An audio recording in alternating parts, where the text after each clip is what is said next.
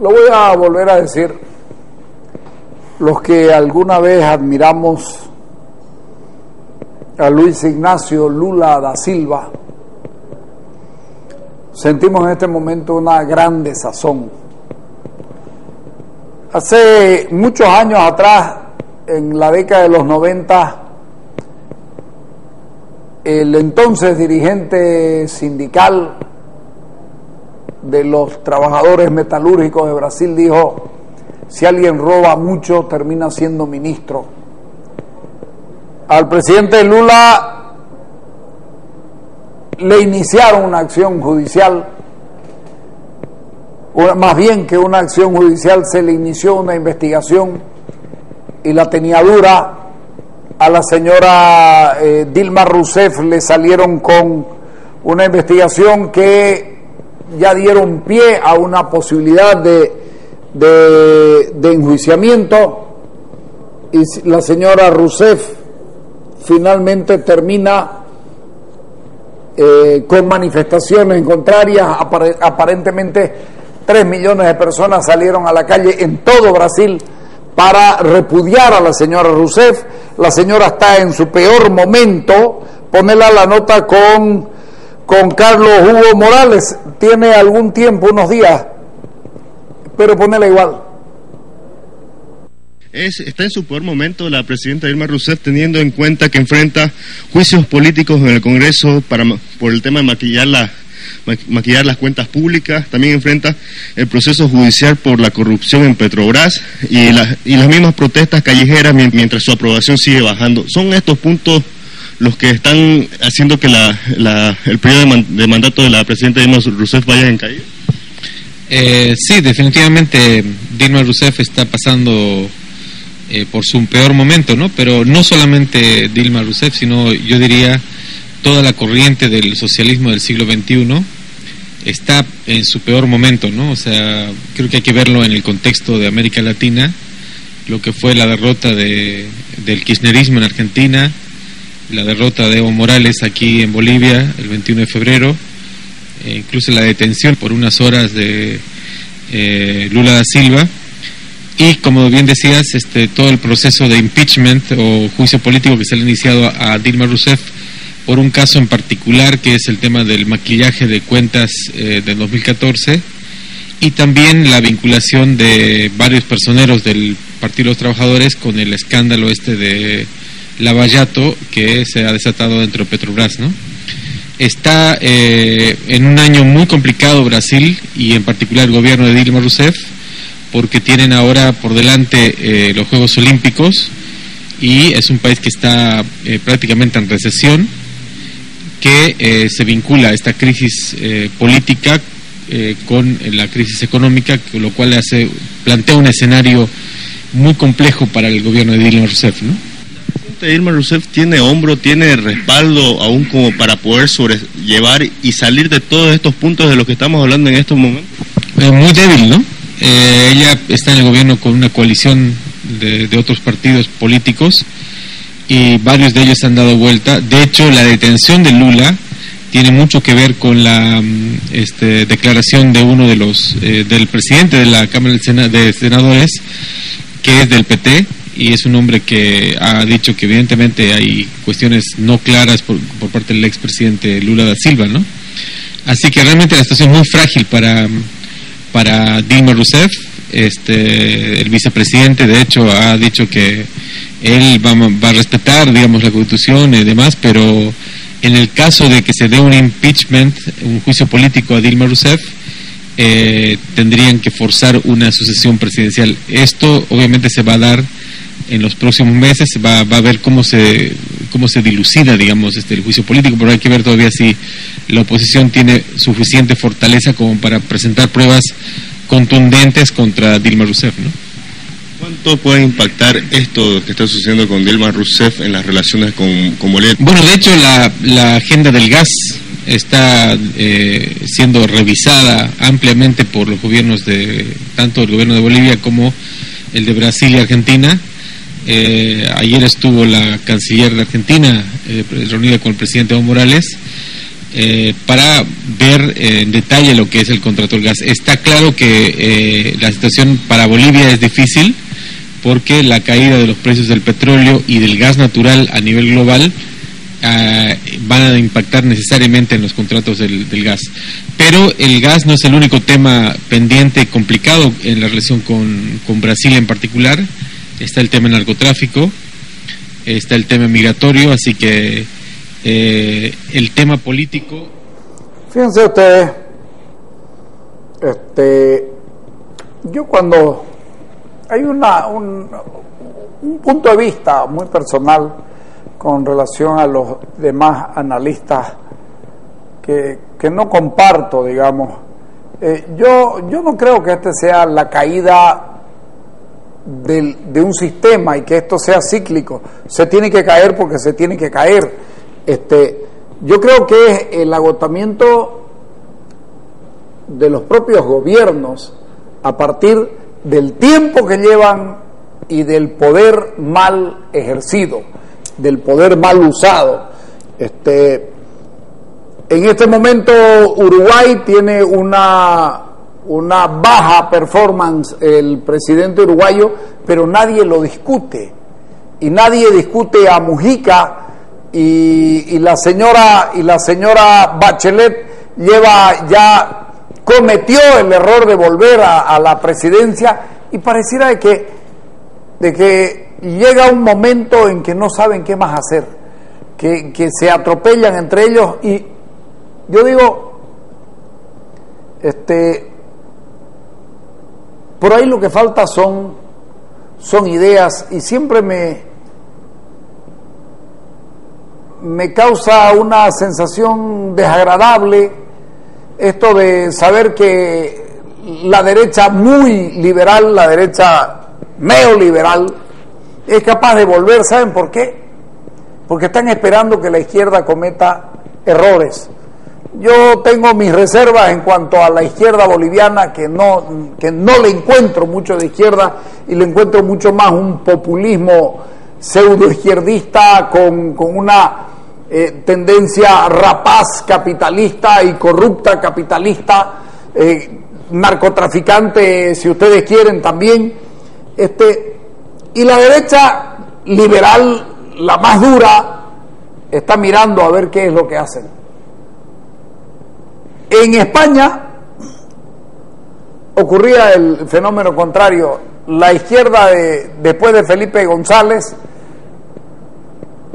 pierde con Aznar y lo mira, pero sabía que iba a volver a ellos. Comete muchos errores Rodríguez Zapatero y no volvió a ellos, sino que pasa de nuevo a la derecha, y hoy día la derecha está en problemas y la izquierda del Partido Socialista Obrero Español no sabe para dónde tirar.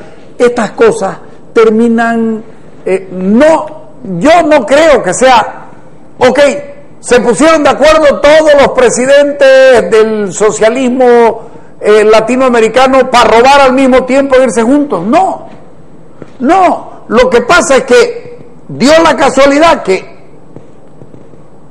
les toca gobernar juntos, en una corriente, les toca gobernar a los que tienen una corriente, producto, por supuesto, de los terribles errores cometidos por la parte contraria, por la derecha, y entonces cuando gobiernan se creen más fisicudos que nadie y que pueden manejar el Estado a su gusto.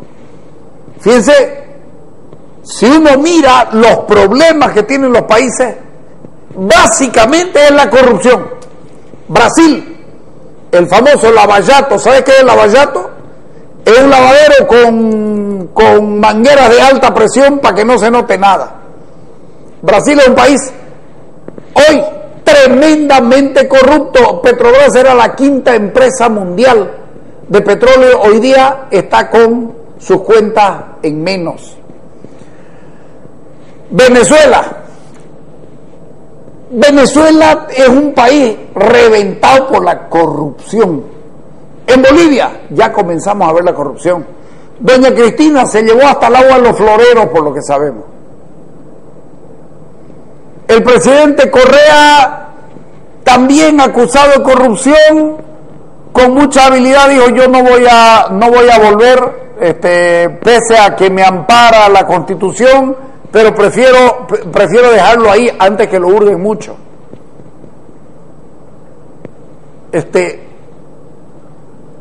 Fíjense, la derecha gobierna en Colombia, los liberales gobiernan en Colombia, y el tema allá es la violencia y las conversaciones de paz con los terroristas o con los grupos irregulares, y también el problema del narcotráfico. México no es precisamente un país de la izquierda y es un país tremendamente corrupto, ¿sí? Entonces, España, las cosas que se están descubriendo en corrupción en España, llega hasta al yerno del rey de España. Entonces, fíjense ustedes, estoy poniendo variopintas maneras de pensar, de actuar y de funcionar, y sin embargo estamos en lo mismo. Yo creo que el común denominador entre nuestros países es, en todos ellos, corrupción. Y después, yapale, narcotráfico, yapale, malas inversiones, abuso, falta de democracia, y entonces te va configurando un cuadro que, desde mi punto de vista, no pasa por el hecho necesario de que este sea un asunto de que es la corriente del siglo XXI. No, son los partidos y son las personas que han decidido hacer de esos países sus chacras y hacer con ellos lo que les dio la gana, porque la herencia es muy grande y piensan que les va a durar de por vida. Uno mira a Uruguay, no está muy bien porque la economía se cae, porque los commodities, Uruguay vive mucho de commodities, pero nadie en Uruguay cuestiona al presidente Tabaré. Está mal, pero no tiene los problemas que tenemos nosotros, y ellos pueden estar hasta peor que nosotros. Fíjense ustedes que nosotros todavía estamos creciendo, todavía crecemos, y crecemos en una media más o menos interesante, pero mierda, la corrupción nos tiene reventados, y el narcotráfico también. Dos de los elementos, y además la falta de democracia, yapale. ¿Qué dijo la licenciada Roxana Forteza con relación al problema de Brasil? Dale. Este fin de semana se llevó a cabo una protesta en Brasil en la que demandaban el fin del gobierno de la presidenta Dilma Rousseff. ¿Esto es algo que ya se veía venir? ¿Cómo lo ven? Bien, en realidad lo que está pasando en el Brasil en esta magnitud realmente no se había dado tanto. Por menos se hizo impeachment al señor Collor, que bueno, se le inició el impeachment y él se retiró antes de eso.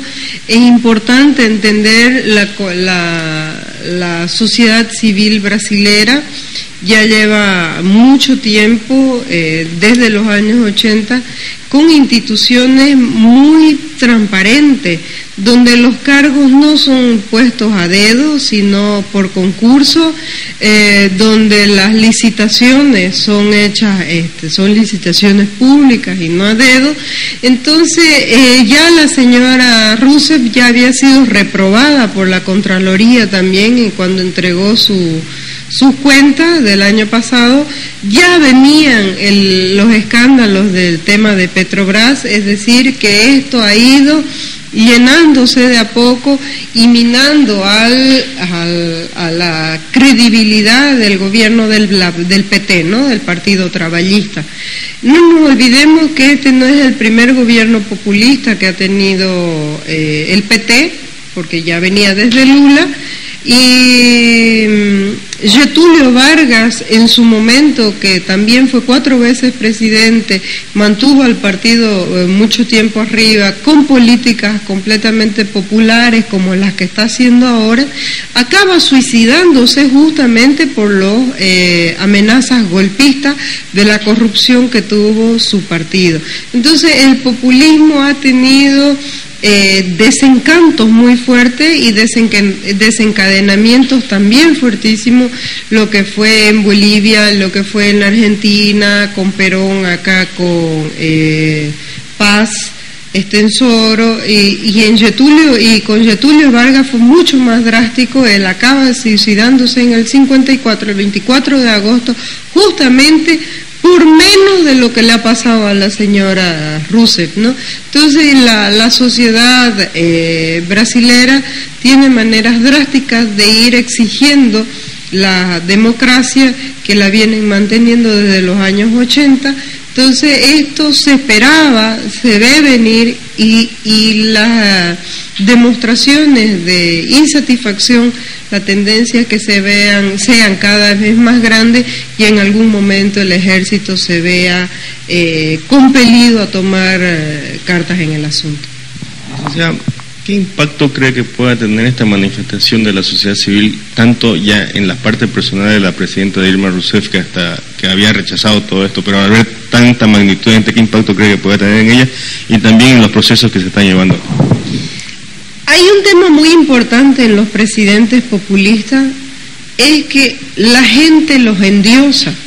En un inicio de sus gobiernos, cuando realmente pareciera que el señor Lula sacó 40 millones de personas de la pobreza, llegan a endiosarse muchos de ellos, y el entorno que tienen los convencen. Nosotros estamos acostumbrados a escuchar que nuestro presidente tiene alguna carga de deidad, y lo mismo sucede en el Brasil y con todos los presidentes populistas. Entonces realmente empiezan a vivir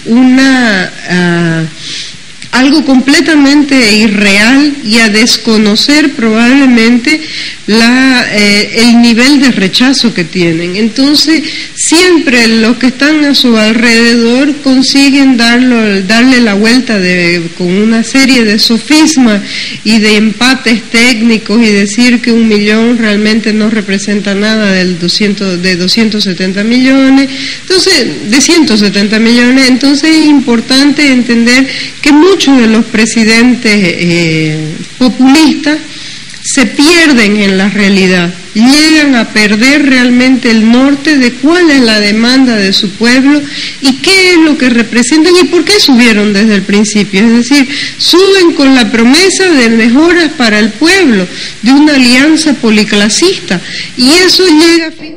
Pero convengamos, suben porque los que estaban lo hacen mal. Esa es la ventaja de la democracia. Suben porque los que estaban lo hacen mal. A mí se me hizo chico el cuerpo escucharlo a la señora Forteza hablar del ejército. Yo recuerdo que el impeachment y la posibilidad del impeachment y la salida de Collor de Mello terminó con un presidente como Sarney, que fue el que lo sucedió. Hay un hecho que es evidente. Al populismo le comienza a ir mal cuando se acaba la plata. No tienen que repartir. En este momento, de esos 40 millones de brasileros que pasaron a la clase media, están volviendo apurados. Vamos a ver cuando termine la señora Dilma cuántos vuelven, y esa va a ser la expresión de que es mucho más fácil bajar que subir y mantenerse en la clase media. Nos vamos a ir al corte, dale.